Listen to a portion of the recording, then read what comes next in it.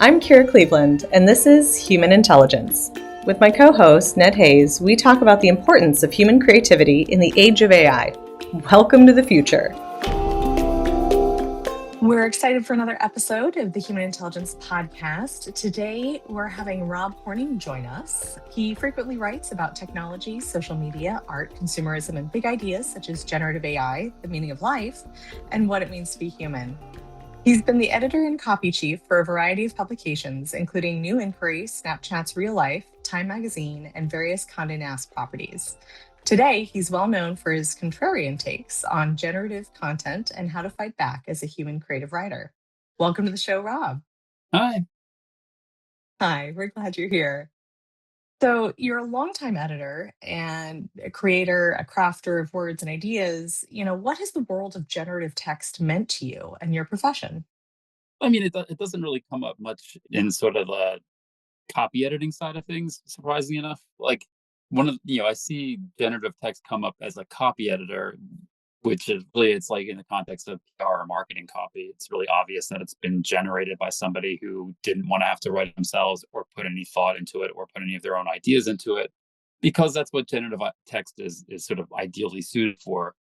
tech, you know, Prose or text that people don't want to have to write and don't actually involve or engage them in any level personally. Stuff they have to do for work, stuff they have to do because you need to have like fill in sort of boilerplate areas or dummy text areas. You need to fill in plausible text to make a thing hang together. So you get the generator to generate words that seem like they should fit there. And the people reading it don't really care what they say. The people writing it don't really care what they say. So it's just comes up. And a lot of times I feel like the copy editor is the only person who's actually reading these words and trying to make sure they make any sense, because the person who wrote it didn't read it and the person who will read the end product won't read it. So it's just this weird sort of like Kafkaesque sort of situation where like the only person who's being asked to read it is someone who's like correcting a thing that no one else is looking at. So that's Well, that, that's where I usually see generative AI stuff as a copy editor. As like a writer and editor, which is sort of a different sort of track of my experience, like then I'm thinking immediately in terms of sort of like the philosophical implications of like language without a subject behind it. Language that's like not coming from any individual sort of subject, but is coming out of like, patterns in the collective recorded use of language. And what the differences between those two things are, and what it means to try to ascribe intelligence to something that's just sort of a pool of statistical usages. yeah, that's interesting. And kind of is the world of generative AI a natural extension of the social media, crypto, and blockchain kind of craziness that preceded it? Would you say? How does it extend that word of kind of world of techno babble? It certainly feels like it's an extension in terms of like the investors looking for another technological breakthrough that will enable them to like tell a plausible story that can like generate lots of investor enthusiasm and a lot of quick gains for people who got in early to get out before it becomes obvious that this technology isn't going to live up to the promises that have been made about it. So I think it's like crypto in that sense, where it's like Web3 or what have you. It's like it's allowed investors and VC types to like tell a plausible story based on like sort of like, a very small set of usages or some anecdotal kinds of things that make it seem very exciting and like that the sky's the limit with this stuff. And then they tell that story and then they're able to like kind of create companies and do startups and et cetera, et cetera, et cetera, or warrant the investment in giant data centers or huge mountains of NVIDIA chips or whatever it might be. And then you can, make investments accordingly. Whether or not any of this stuff actually produces any productivity gains is being called into question basically on every front. It's certainly Mhm. been overpromised and is under delivering in massive ways. But yeah, and in terms of like what the technology itself does, it does feel like it feels like it's sort of the abolition of social media in a lot of ways, because it's basically the premise of it is that like people don't need to communicate with other people anymore. They don't need devices to facilitate that. What they instead need is like a pipeline of entertainment that's specifically geared toward them. And the promise is that generative models are able to create like, individual specific content that will keep them maximally addicted and amused with the flow of content, so such that they won't want to talk to other people, which seems like a crazy. I think there's a lot of problems with that story. But you can see, Right. You wrote that one of the effects of chatbots may be to turn seeking information into an alibi for an experience of risk-free simulated society. I mean, this is kind of what you're speaking to right here, that you yeah, remove the risk and you're seeking information, but you aren't actually getting information from another person, right? yeah, and then the information, it's like, what are people really seeking information for? What do they want to know things for? What are they trying to do? Mhm. Like, it's one thing to like you want to learn how to replace like a filter in your refrigerator or something. That's just like kind of inert, factual sort of how to stuff. But then there's socially relevant information or information that is about like establishing your understanding of how the world works, or you're trying to establish some kind of relationship to other people and connect on some level of meaning where there's inherent risk, there's inherent interpretation involved with things that like maybe aren't adequate called information. But Yeah, well, just as an example, last night I was chatting with a friend who is an advocate for generative AI. And I mm, tried to explain that when I buy art or when I read a book, I'm seeking a connection with another human person. I'm not just seeking information. The act of engaging with artistic or any sort of textual explanation is actually, I'm trying to hear somebody else's thoughts. yeah, yeah, you want it's really information in the sense that it's data. It's like the residue or the manifestation of a social relationship. And like, Right. you get simulated versions of that through generative models, but they're hollow, they're empty. There's no actual, you're not, at best, you're connecting with the residue of like lots and lots of things that people have at one point thought, felt, or posited, but then have been like deeply processed so that like they're kind of averaged out and made to come from there. Which I think is what a lot of times the people who promote generative models trying to put as a benefit. Oh, these aren't subjective things; these are objective expressions of answers to questions, or like objective, correct versions of whatever it is you've prompted for. But Yeah. like that's just like a weird misunderstanding of what people want out of communication, or what people want out of a vast realm of experience, where like what you're really seeking is like some recognition that you exist and that like your mind is independent from other minds but can still connect to them or can still touch Mhm. them. Like if your mind is the only thing in the world, then it's almost like it doesn't exist. Like there's no outside confirmation or there's no limit to it, so it just sort of is like a vast nothingness, a vacuum. But Right, right. It's once your very mind touches the limit of itself and you experience otherness in the form of another person's mind, then you're back in the realm of genuine experience. right. This is getting really philosophical, but it really comes down to kind of a solipsistic view of experience. Is your perspective the only one that matters, or do you actually want to interact with other people? Yeah, Yeah. that like there's a whole rhetoric and ideology about convenience, which portrays it as like this is almost like an existentialist cliche, like, oh, like, other people are hell, and the best thing is to be locked in your own solipsistic view where no one challenges anything that you think, want to believe, whatever. And generative models can certainly facilitate that viewpoint, and then there's lots of ideology to support that, like, oh, this is the most convenient way to live, where like no one ever like challenges you, and you don't have any actual experiences that like are outside of what you just thought up, that whatever you prompt in the ongoing encounter with the world is just what is. So but that's just not how people actually want to live. And most people actually want to experience difference and experience otherness and have just to Mm. see how they're able to integrate and process things that are not expected, not what they've asked for, not what has been already pre-formatted for them. I mean, the balance between like how much you want pre-formatted and how much you want to be live experience is maybe varies from person to person, and from society to society. But there's just no world in which that you want pure formatted modeled experience where freedom doesn't exist as a possibility, which is what generative models are about. They're mathematical. There's no space in them for free or unpredicted or undetermined or unstatistically accounted for outputs. There's no free outputs in a machine world. And if you to integrate yourself to that machine world is basically to surrender the idea that freedom is a meaningful thing in this world. And that's an Mm. interesting point here, that concern of engaging with it kind of surrenders freedom.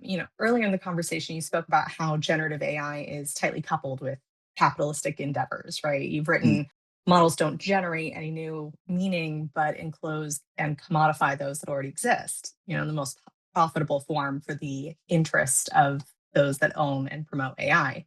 Do you want to expand on that? For us at Human Intelligence, you know, we say that we're not against AI. There are some elements of AI that are really useful, Mm. but against the models that currently commodify and control the systems at play. Yeah, I mean, like the companies making the models aren't making these models for the benefit of humanity or to like Right. expand our knowledge. Sadly. They're making them for profit, and the ways that you make profit are the same ways that social media companies make profit, not to like open up the possibilities for people to like discover new frontiers, but to like channel them into very limited canals of experience that they control the various checkpoints and the flows on. And AI models are going to try to do the same thing. They're going to try to like limit people's sort of experience to the channels in which that like they control the various points at which you can extract profit from that channel. And there's just no reason to believe that AI models would be informative in some broader sense than that, or that like the information wouldn't be redirected, or if you grant that like models are capable of understanding who you are, then you have to grant that the people who own those models are going to shape you in the direction that you want to be shaped, or that they want you to Yeah. be shaped in. I don't know that the models actually are capable of those things, but even if they are, that's not encouraging. Go It's ahead. also going to be interesting to see, what shows up as far as how people are shaped by, you know, generative AI and things like that. I know even over time, there have been evidence of shifts in brain and attention span, through Yeah, like social media channels like TikTok and Instagram. Like people are wanting faster things. So it'll be interesting to see how this product shapes yeah. I mean, people's there's like processing. there's a widely hyped study about like this cognitive debt that if people like become less capable of understanding or doing anything, the more they rely on AI models to generate or produce text for them. There's issues with that study, but that's like people are citing that as like, oh, here's what we've been saying all along, that like using these models makes you stupid, basically. To off back to like the sort of, does Google make you stupid? It's like, if AI is like a search engine on steroids, then like if Google made you stupid, AI makes you super stupid. So there's that line of thinking, and then there's this stuff where chatbots become sort of addictive companion apps, which is a thing that seems to get a lot of, it's very sensationalized to begin with. Just the whole concept of like, you're in love with a robot, and like what will this sex bot do next, and like can you resist the all powerful companion apps that like can seduce anybody into anything. Some of that's like kind of like critter hype that supports the thing that is ostensibly being fretted about. But I also think that that's another area that like there's a sense that the Eliza effect that people were talking, like what Weissenbaum was talking about in the 60s and 70s, is now being sort of like presented as like a software as a service kind of thing, where like you get to experience this, like you can put yourself into like a fictional relationship with a fictional thing that is like gratifying in X, Y, and Z ways. And rather than treat that as being negative, they're just saying that, oh yeah, why wouldn't you want to have a fictional relationship with a non-entity? Yeah. Well, so that actually reminds me of something you wrote about the book Tristano. You were kind of frustrated by the book. You asked why people reading generated text don't have a Mhm. similar experience, that chatbot blather is kind of similar to an uninterpretable Yeah. experimental text that just is randomly generated. Yeah, there's a huge cognitive burden in a way placed on the reader to project the existence of like a coherent subject behind this discourse. And maybe that's true in general. Whenever we have a conversation with anybody, you have to do the work of intuiting, another mind that is coming from a perspective that's not your own, that's producing these words in sort of conventional communication. Like Tristano is like, it's all fragmented. It's all these sort of little sentences like rearranged in infinite different ways, and it doesn't. You have to do all the work of giving it like meaning, and then what's frustrating about it is that like unlike with normal works of art where you put the work of interpretation and you have some sense that like this was what was meant by this thing. When you're doing that work with a thing, experimental sort of generated piece of art, like it's like oh, there is no right answer, or there's no interpretation that like is better than any other interpretation. There's no ground to anything. So it's like this frustrating, you're just going through the motions of doing interpretation with no goal to it. And some people are really excited by that practice. Like you're just doing interpretation without there being content to it. It's like you're just doing interpretation as such, not to actually not to translate A into B, but just to be in the act of doing it. And maybe there's something to be said like that with interacting with generative models. Like you're not having a real relationship with a being, with a thing that's capable of its own point of view, that's capable of having any kinds of free responses to what you're saying.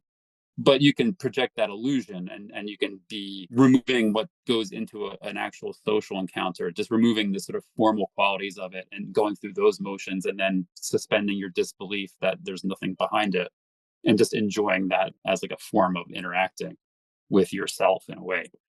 Yeah, I Those, think it's interesting how people choose to create a reality around it or not. It's sort of bending that sense of reality with those engagements. And along those lines, that kind of brings us to the topic of how I think we need to focus on the critical distinctions between types of media and content. Today it seems like comedy is news, opinions fact, ideas are mm, fiction, and facts kind of become random.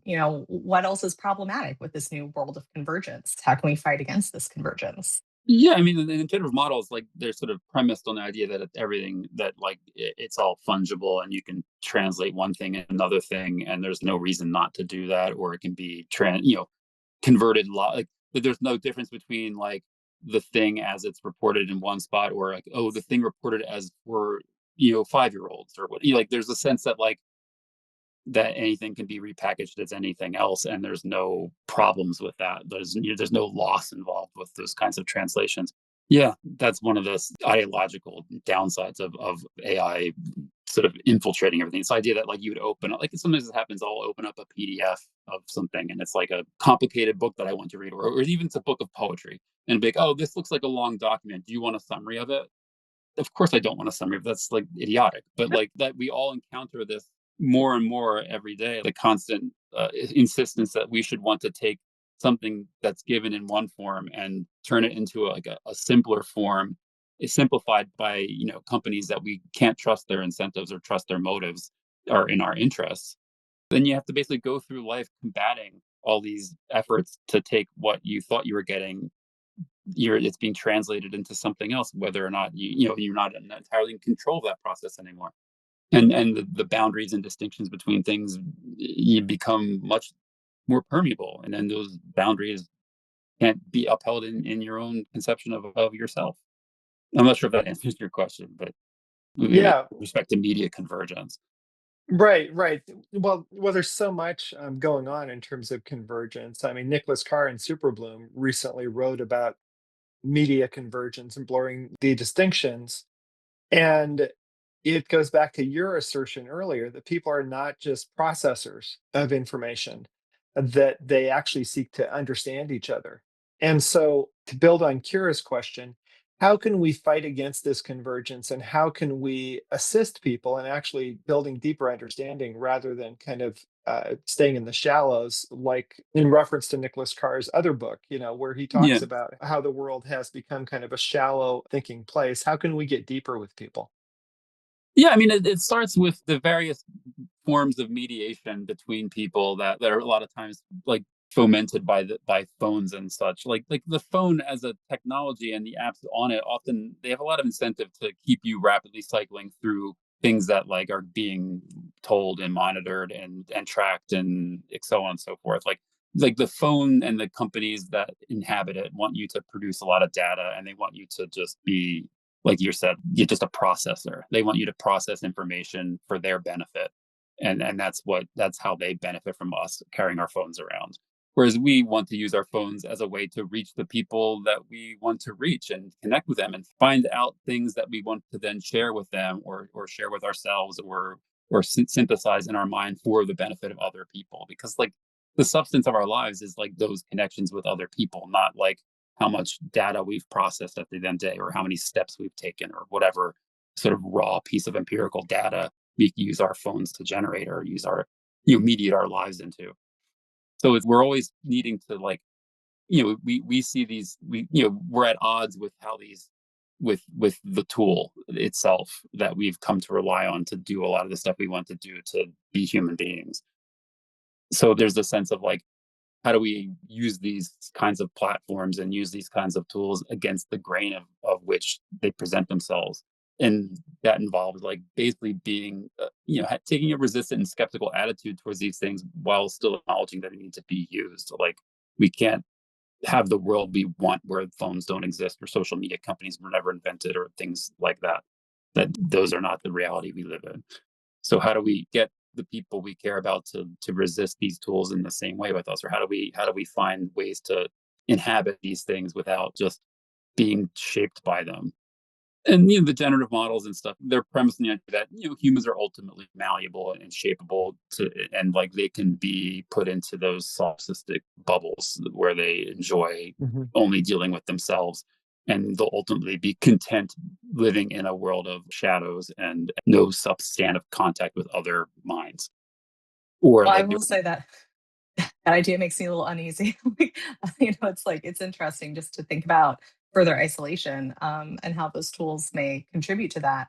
Earlier you had talked about how when we read things, when we engage with art, part of that is seeking a connection with another person to some degree, right? And that's kind of what's missing in AI. Here at Human yeah, Intelligence Institute, we've taken the stance that human beings should be recognized for their unique ideas and insight. We've been helping label genuine human stuff and distinguishing that from the machine generated stuff, kind of like the organic label for genuine human thought, and we think mhm. that's one way that we can help in this landscape. What are your thoughts on that? Yeah, I mean, I think that ultimately it's like the information itself isn't one thing or another. Like, I could generate content, and then if I share it with my friend, and they look how stupid this is, like we've used that generated content to make a real encounter. But if I like do that and then I share it to who I think is my friend, but it's really just some shadow or some like program that I think is a person, then I'm just second degree in the world of shadows in a way. And that's being able to verify the relationships as opposed to the information seems of critical importance. And it's the thing that have been able to take for granted up until recently, that like the kinds of interactions we're having are taking place, these relationships are taking place in some kind of verifiable, human scenario. And but now we're getting more and more layers of mediation where like that's not, you can't just take that for granted anymore. And we don't have the kinds of tool that allow us to feel like we know if that's for certain. And I think one of the consequences of that is you have these people who are just like, well, it doesn't matter. Like, so I'm just going to Mhm. I'm going to treat the robots and treat the chatbots and treat my friends as all as the same thing. Because I've lost the sense that they're different. And rather than place that burden on myself, I'm just going to treat all those things as equal. I think that doesn't get people very far in the end. I think it leads to a kind of insanity. But I think that's like you know, I can see how people come to that conclusion.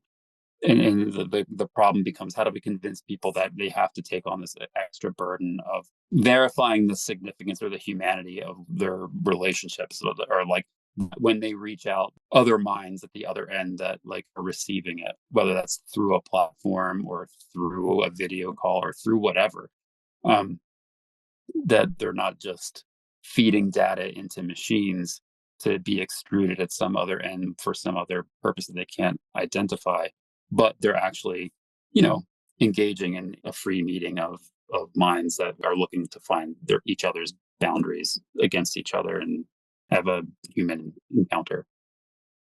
Yeah. Well, that is a somewhat hopeful note that we could have a genuine human encounter. You wrote a review of the autofictional Norwegian novelist Carl Uwe Knausgaard, and you wrote, still, no matter how much empty verbiage various antisocial technologies are made to generate, language remains inexhaustible. Better words will be found. That seems really helpful to me. Can you tell us more about your hopes for the future for Yeah, better well, words? I just think that like there's freedom is a vehicle, or language is a vehicle for freedom in the ways that humans use it. Like, we're always inventing new ways to speak to one another, and we're always investing words with new meanings. And the meanings that like are encoded in the statistical generative models they're inherently out of date by Mhm. virtue of humans talking to other humans, in trillions and trillions of instances every day and modifying the meanings of those words and the meanings of those sentences. There's a fantasy, I think, that like the people who are making the models that language is somehow a static mathematical thing and you can capture Mhm. it and enclose it in a model. And then you can like, you don't need to have humans to make meanings anymore. This idea that meaning is somehow independent of what human thought is doing. And that's just like, in my opinion, completely backward and makes no sense to me at all. I think that language is a vehicle for freedom, and people. The reason we have language is to find new ways to use it. And there's always edge cases that are just like new words being invented, or ways to invert words, or ways to express things that like say the opposite of what they used to say yesterday. That there's always Yeah. a way to turn the language. It's a living thing. It becomes something different. It negates itself. It progresses from moment to moment in its collective use, and people are always at the risk of misunderstanding each other, but they're always at the risk of understanding something totally new about each other. None of that is possible in a world that's completely mediated by models. The models can never say anything new. It can never use language in a new way. They can only use language in sort of a broken and incoherent way. If you don't recognize what it's saying, it's not saying something new. It's just saying something broken. Whereas if a person says something you don't understand, you know that there's an attempt to say something there behind it, and that it's worth engaging and worth modifying your own understanding of what language can do to interpret it or to assimilate it, because there's life and there's freedom behind that expression. And the degree to which that expression you don't understand but know should mean something or could mean something, and the expression that is meaningless, but it's coming from a broken generator. If we lose that distinction, then we've lost a lot. But like, I guess I'm optimistic that distinction won't be lost as long as we can still verify that we're speaking to one another, and not just inputting data into a machine. Well, I'm definitely going to hold on to that optimism as well. I really love the way that you describe language, its value, and, just kind of the beauty that it holds. So fingers crossed for a future where more people can understand that and we can hold on to it more. Yeah, let's hope so. Awesome. Well, Robert, thank you so much for your time. It's been great having you on the show. Thanks. You can find out more about any of these news items and hear the complete interview on the extended premium version of our podcast at humanintelligence.news. Today's episode was produced by Ned Hayes and engineered by Muhammad Adnan. Our analog-only human-themed music was created for the Human Intelligence podcast by Josh Pinkston of Nature and Spirit. This episode, and every episode, is brought to you by the Human Intelligence Institute team. That's all for Human Intelligence. Thanks for listening to today's episode. As always, this episode is available online at humanintelligence.news.